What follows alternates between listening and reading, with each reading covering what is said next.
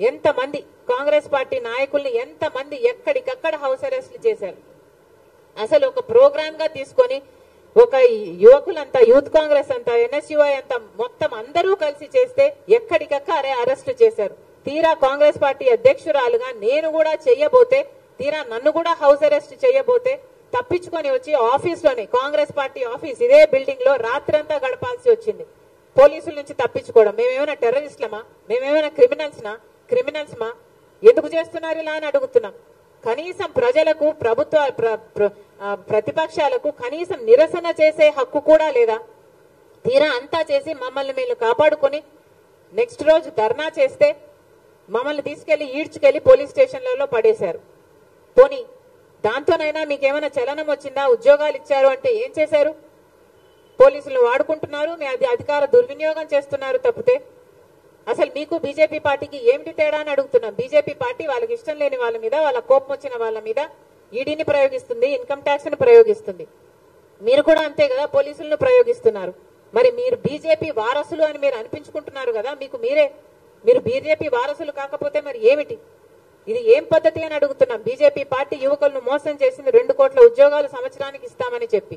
ఇక్కడ జగనన్న గారు కూడా మన యువకుల్ని మోసం చేశారు. 2,30,000 ఉద్యోగాలు మన యువకులకు ఇస్తామని చెప్పి. మరి మీకు బీజేపీ పార్టీకి ఏమిటి తేడా? మీరు ముమ్మాటికి బీజేపీ వారసులనే నిరూపించుకుంటున్నారని మళ్ళీ చెప్తున్నాం. ఏమా ఎనీథింగ్ ఎల్స్?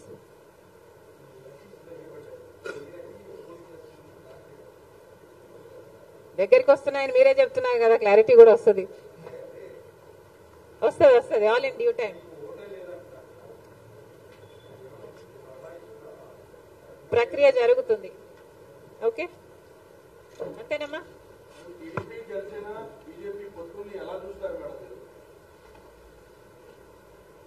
రాష్ట్ర ప్రజలు ఎలా చూస్తున్నారు, మీరు ఎలా చూస్తున్నారు? ఇది ఏం పద్ధతి అని ఎవరికి అనిపించటం లేదా?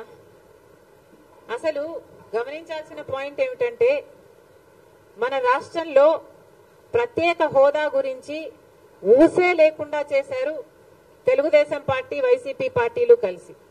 ప్రత్యేక హోదా మనకు ఊపిరి. ప్రత్యేక హోదా లేకపోతే మనం బాగుపడలేం, మనకు భవిష్యత్తు లేదు. 10 సంవత్సరాలుగా అది నిరూపణ అయ్యింది.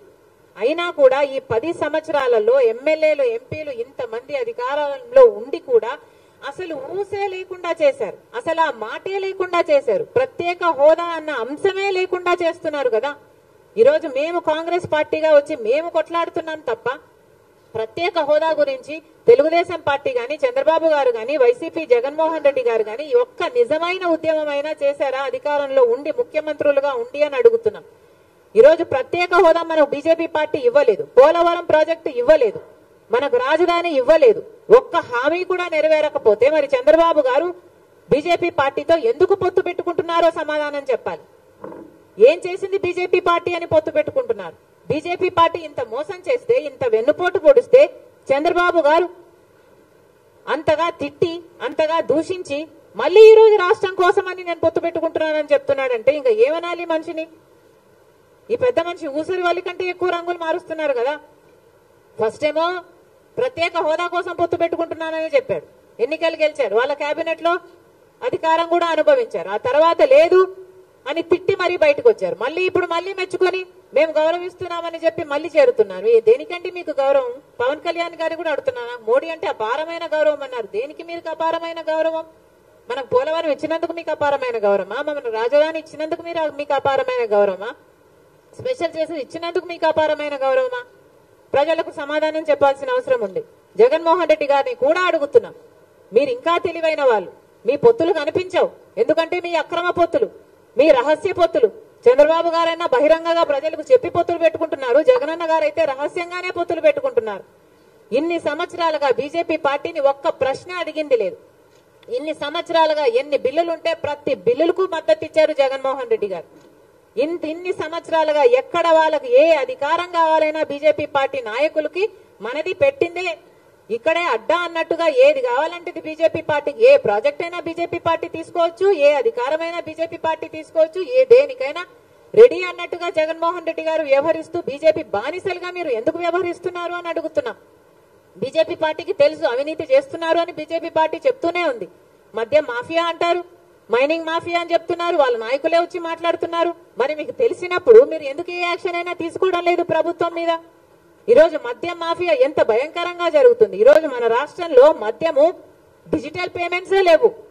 ఎవడు మద్యం కొనడానికి వెళ్ళినా క్యాషే, అంటే క్యాషే పెట్టి కొనాలట, డిజిటల్ పేమెంట్సే లేవు. మరి మీరు క్యాష్ పెట్టి కొంటుంటే అసలు ఎంత అమ్ముతున్నారు? స్టేట్ ట్యాక్స్ ఏంటి, సెంట్రల్ ట్యాక్స్ ఏమిటి? అసలు పద్ధతి పాడు ఏది ఉండాల్సిన పని లేదా? కేంద్రంలో అధికారంలో ఉంది, మీరు వాచ్ డాగ్స్ కాదా బీజేపీ పార్టీ? మీరు ఇక్కడ యాక్షన్ తీసుకోవాల్సిన అవసరం లేదా? మీ ఈడీలు, సిబిఐలు, మీ ఎంక్వైరీలు ఇక్కడ ఏం పనిచేయవా? మీకు తొత్తులుగా ఉన్న వారి దగ్గర పనిచేయవు, మీకు వ్యతిరేకంగా ఉన్న వాళ్ళ దగ్గర పనిచేస్తాయి, వాళ్ళని మళ్ళీ లొంగ తీసుకోవడం కోసమే. ఇది ఏం పద్ధతి అని అడుగుతున్నాం. మాఫియా జరుగుతుందని తెలుసు, లిక్కర్ మాఫియా అని మీరే చెప్తున్నారు. సిద్ధమని పెద్ద పెద్ద సభలు పెడుతున్నారు. ఒక్కొక్క సభకి 90 కోట్ల రూపాయలు అవుతుందట. ఎక్కడి నుంచి వస్తున్నాయండి ఈ డబ్బులన్నీ? సిద్ధమని పెద్ద యాడ్ క్యాంపెయిన్ నడుపుతున్నారు, 600 కోట్లు ఖర్చు పెడుతున్నారట. ఎవరి డబ్బులు ఇవి? ఎక్కడి నుంచి వస్తున్నాయి ఈ డబ్బులన్నీ? ప్రజలందరూ కూడా ఆలోచించాల్సిన అవసరం ఉంది.